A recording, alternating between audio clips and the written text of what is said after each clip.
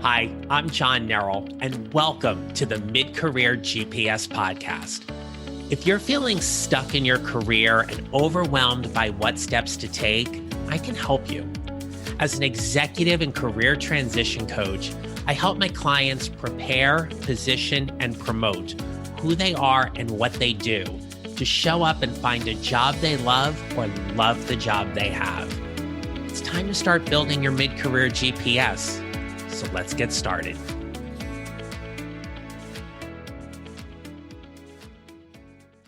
Hi, everyone. I am glad you are here with me and my guest today. Now, one of the things that we have been discussing on this podcast is understanding that mid-career is a very broad definition.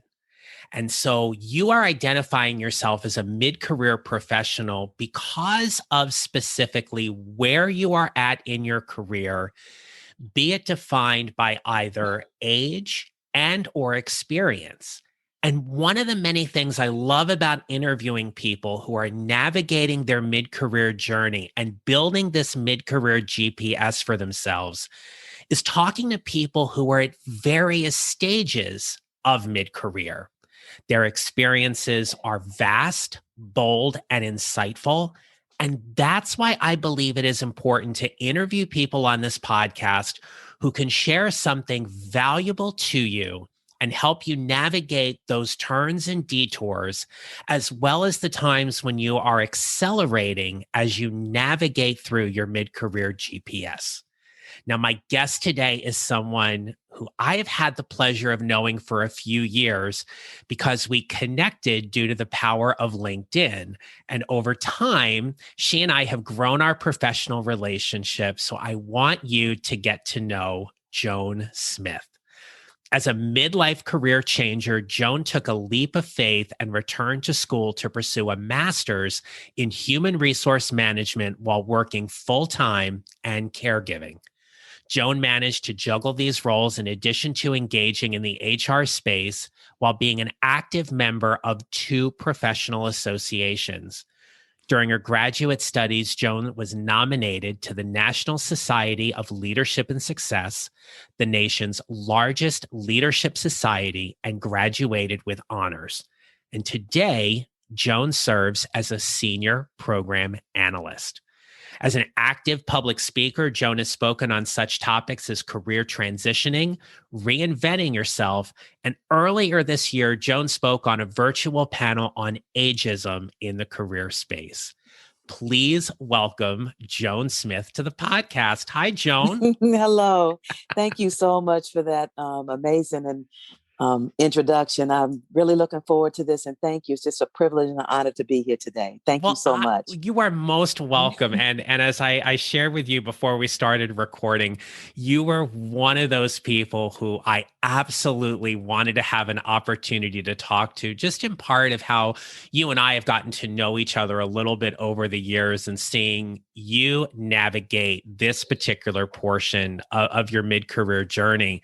But before we get into all of that, I love asking my guests, what did you want to be when you were growing up?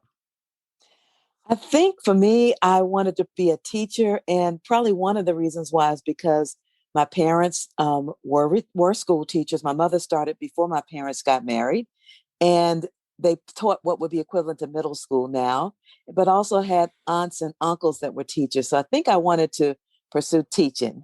Hmm. And how did that work out for you? Well, I came to a standstill probably a while back when I was living out of state, because when I was trying to pursue an advanced degree back then, at that time, I still had my undergrad loan outstanding. And in order to get in schools, you have to have a transcript. And so you can't, at least back then, you couldn't get official transcript unless that prior loan was taken care of. So that sort of halted that. But then I realized as I started doing volunteer work that, doing volunteer work, presenting, facilitating, training, that is also a form of teaching, even though it's not in a formal classroom per se, but it is teaching. So over the years, I've been able to do that, and I've had great joy and fulfillment in doing that. So that sort of eliminated me, trying to get back into the classroom because you're still doing it. There's just so many different options that we have in today's society. Absolutely. And there's so many ways in which we can find places where we can share our knowledge and our experiences and information. Even this podcast, on some level, has become an opportunity for me to share information with everyone who's listening and help them on their career journey in some way. And you get to help me do this today. So Well, I'm thank thrilled you. again. Absolutely. All right, Joan, you have had this very interesting career walk to date. And what I would love for you to just explain and describe to anyone listening today is take us a little bit along that journey in terms of how did you end up getting where you are today as a senior program analyst? And specifically, what were the things that helped you along your career path to get you where you are right now? Okay. Well, first of all, I still consider myself navigating, and because I still have a goal, and that goal is to ultimately land in the human resources.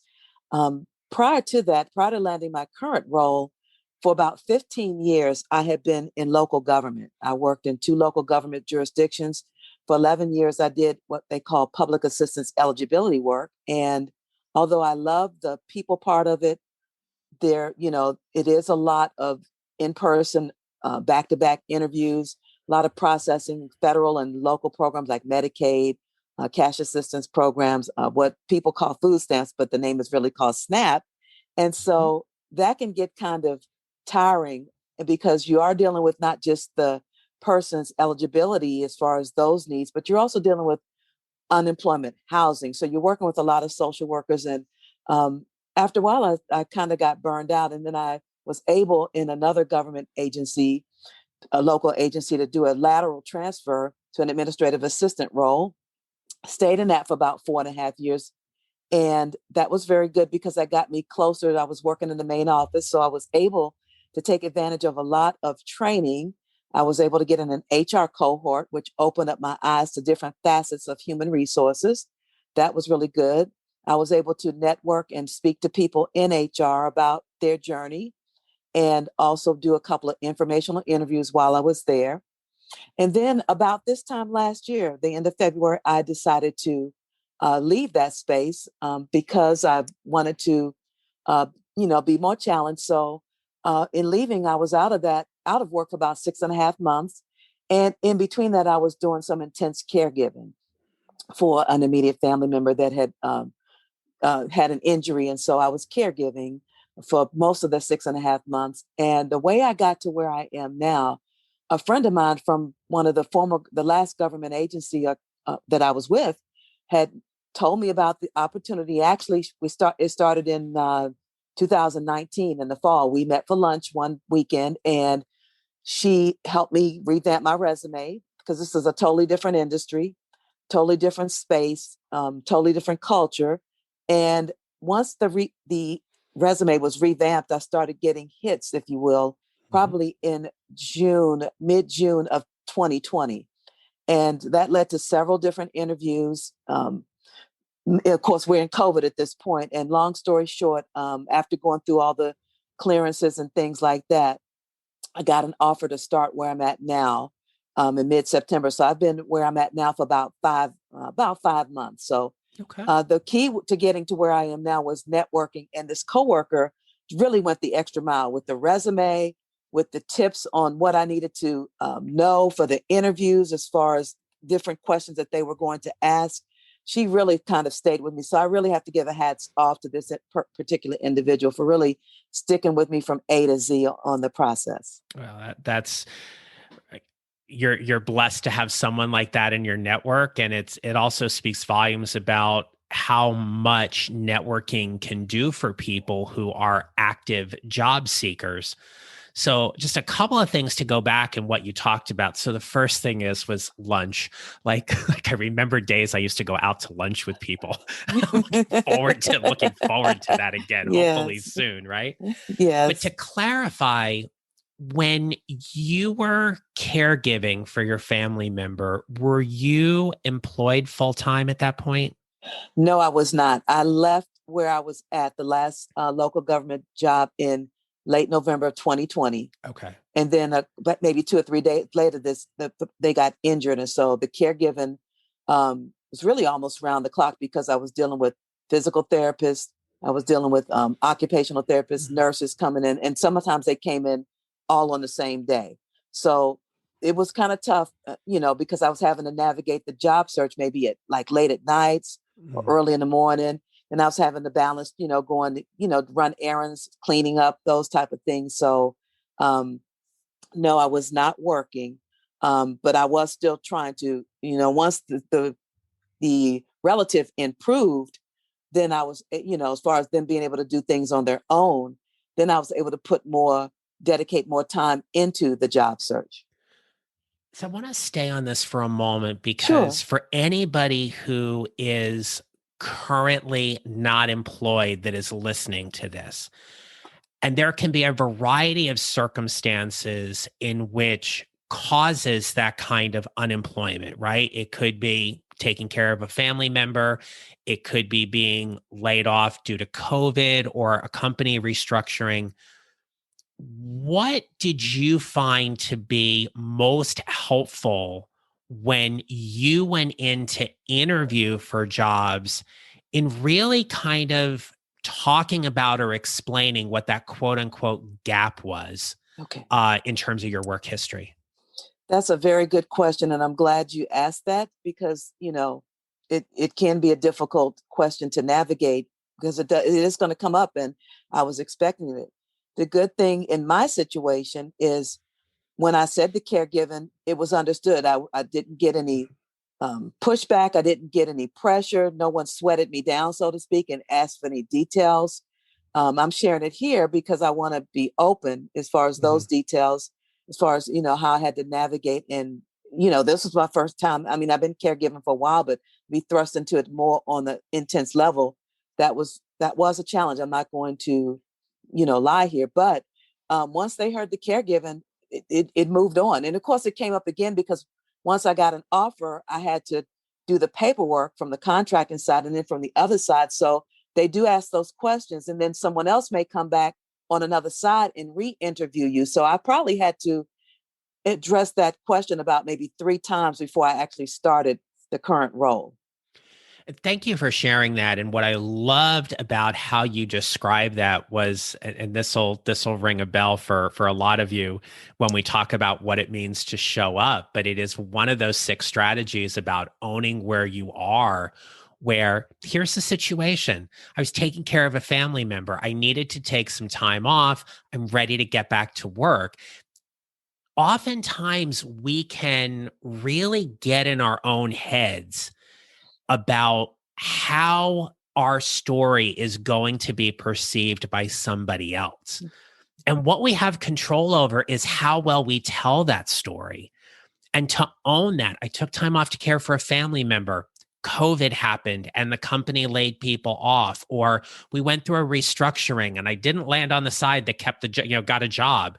There are all of these things that are part of our story that help us navigate into what's ever next. But what I love about how you are telling us this, though, is this really was just about acknowledging what the situation was and not being afraid of it and just being like, this is what had to Exactly. be done. Exactly. And people and they understood because I was on a Zoom and you could see, like, if you're on a video, of course it's nothing like being in person as you mentioned earlier, Right. but you can still see the facial expressions and the countenance of people, and you can tell that no one was, shaken off, or there were no negative vibes with it. I think that people need to be honest. Of course, I also believe in mock interviews and practicing what you're going to say, if at all possible, but you want it to also be natural, and you want to be honest if that's the case, or if that wasn't the case, whatever it is. In most situations due to COVID, people are I believe a lot more understanding and a lot more graceful, if you will. Agreed. Absolutely. How did you practice for these interviews that you had leading up to your current position? Okay, so I interviewed with several, I would say about 3 or 4 different contracting agencies, and one, not this one here, but that I'm with now, but one particular um, company actually set up a time where the recruiter and one of her managers actually set up a schedule for me to do mock interviews. They had like a set of questions that they sent me in advance. They said, these are the questions that they may potentially ask. They asked the questions, and then at the end, they gave me feedback. The other thing is, not in this industry, but just prior, about a year ago, I had a mock interview with a career coach and just practiced just the general behavioral types of questions. So even if a person doesn't have a coach, they can practice maybe with a friend or someone. And then the third situation was the former coworker I was telling you about also gave me some potential. Now, we didn't actually practice mock interviewing, but she also gave me some different scenarios that they may or may not ask. So all of those things really sort of gave me good a good preparation Mhm. ground, if you will. What advice would you give to someone right now who is practicing for this upcoming interview so they would go in and have what they would consider, in their opinion, a great interview experience? Okay. I would say practice if you can. If you don't have someone to practice with, you can always, most smartphones have a recording situation, or if you don't have it on your smartphone, maybe your laptop, and just practice yourself, answering questions and just hear yourself. And then maybe you might hear, maybe a lot of pauses or things that you may need to work on. Maybe there's some repetitiveness that you may need to review, but hearing yourself does make a difference if that's possible. And or getting feedback, because a lot of times we don't always know that we may be overemphasizing something or not emphasizing something enough. But again, it is possible to do it yourself if there's not an option to Mhm. get someone else involved. The very best option is to get someone in the space like you, a career coach or an HR professional, because they have the training and the skills to do it. But if that's not possible, then that doesn't mean you can't do it. Right. There's so many things that we don't realize we may be doing in interviews that can either really hinder our chances or truly help us. And that's where your comments around partnerships and collaborations are well noted. And staying in this whole theme, though, about collaboration, one of the things that truly I admire about you and I am impressed by what you do is your involvement with various professional associations and professional memberships. And Joan, in a time where we are generally seeing membership in professional organizations dwindle across all industries, why is it so important for you on your career journey that you stay connected with these professional organizations for your growth and development?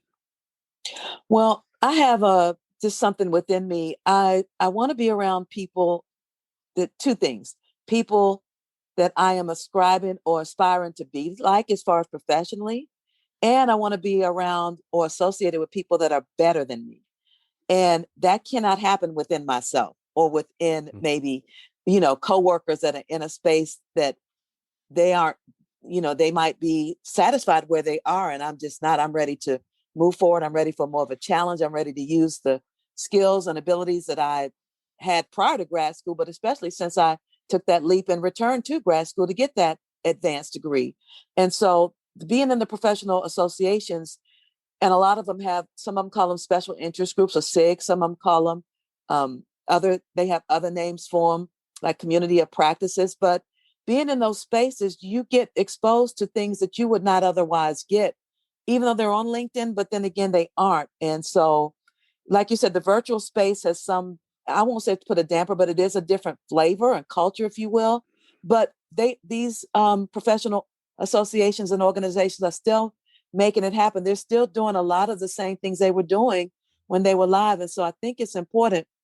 And I do want to give a caveat. I did have to stop it in 2020. I'm getting ready to pick back up because of the job situation not working.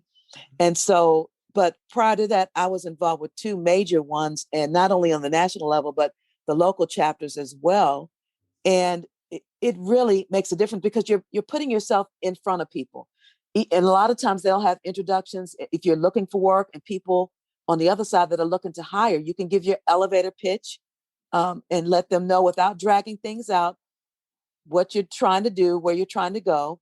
And then you can, connect on LinkedIn maybe later on. So that's why it's so important, if at all possible, to do that. And the good thing about LinkedIn is you can get involved with some of these places for free, these different groups and things. You don't have to spend hundreds of dollars doing it. Well said. And that's some great advice for anybody out there who is looking to get a little more involved in some professional organizations and might be a little hesitant about some of the cost or the membership dollars that are there. Those are certainly important. I also liked what you said, though, really around this idea about building a community and being around people who are in positions you aspire to get to, or people who you can learn from. Those are one of the most wonderful things about being involved in professional organizations, is that opportunity to connect and to network. And you've also done a lot of work around how you have built and grown your network over time. Why is networking so important to you? Well, even pre-COVID, I realized as I got early on in my graduate program, that I was going to need to start connecting with people in the HR space and different spaces.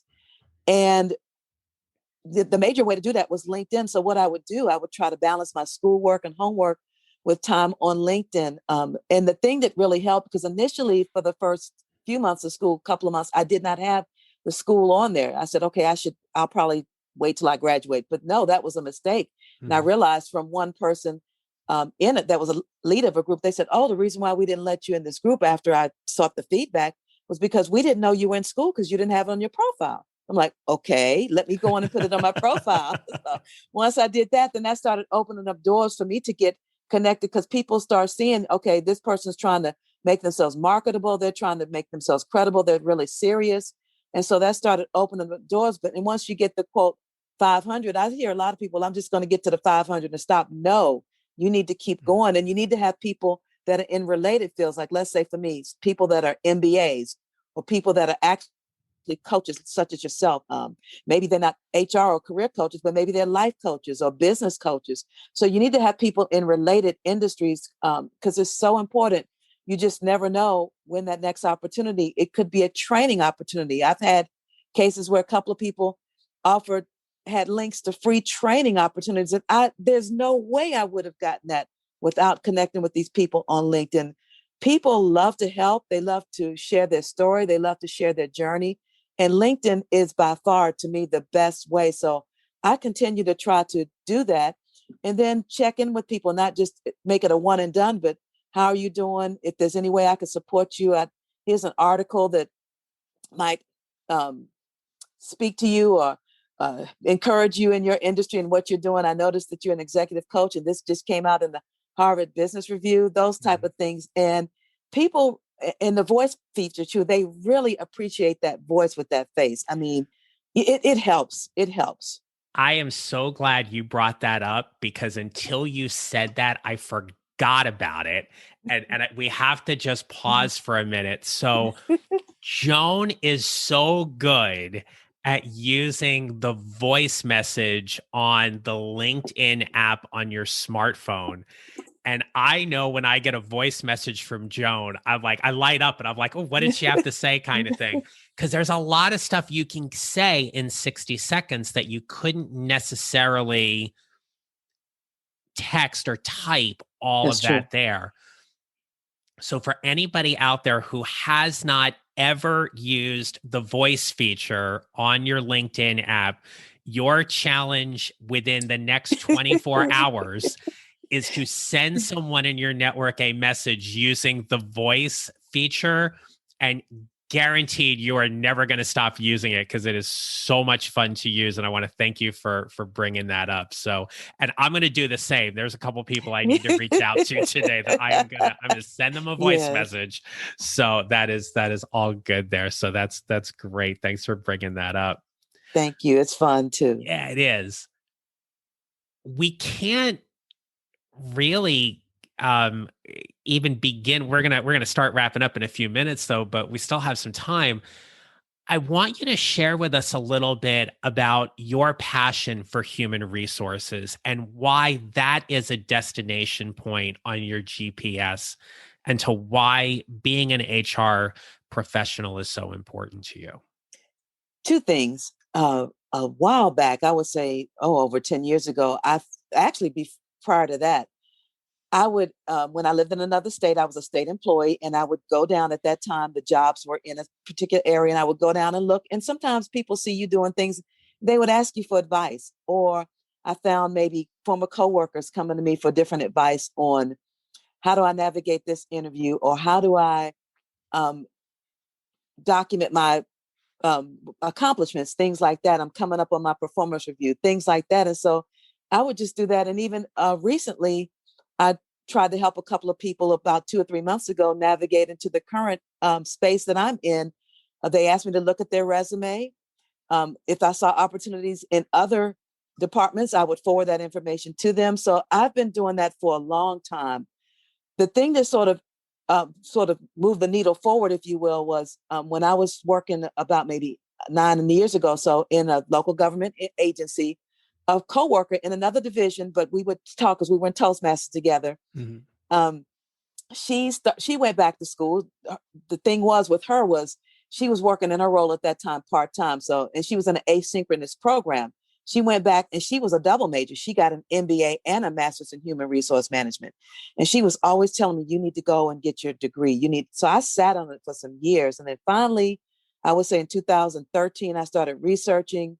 2014, I said, I'm going to take the leap. And we have a lot of schools. We're both in the same general area, the DMV. There's a lot of excellent schools that have excellent human resource development programs or human resource management programs. However, based on the work situation that I was in, I didn't want to be in a situation where, okay, I have a class at 6:30 and I get off of work at 5 and I'm not going to be able to make it to downtown DC in an hour and a half with the traffic. There's just no way. And I knew at that time I did not have a situation, a supportive manager where I was going to even be able to flex my time, not try to take time off, but say, hey, can I come in 30 minutes early today and leave 30 minutes for one day out of a week? So I decided to start looking at online opportunities. So that's what looked at Southern New Hampshire University and a few others, and Southern New Hampshire University sort of leaped out. And I'm so glad it was an excellent choice. Thankful for that. And online doesn't mean a lot. You have a lot of work. It's still just as much work as you do. It's no joke. And so that's the route that I chose. And I graduated with honors. So I'm very thankful for that. So that's those two things sort of led me over the years to actually go in and take that leap and say, hey, I'm going to go in and do this. And what's your ultimate goal professionally once you land in an HR position? Okay. My ultimate goal is I'd like to start off in either training, and I'd like to also do a coaching practice on the side. Okay.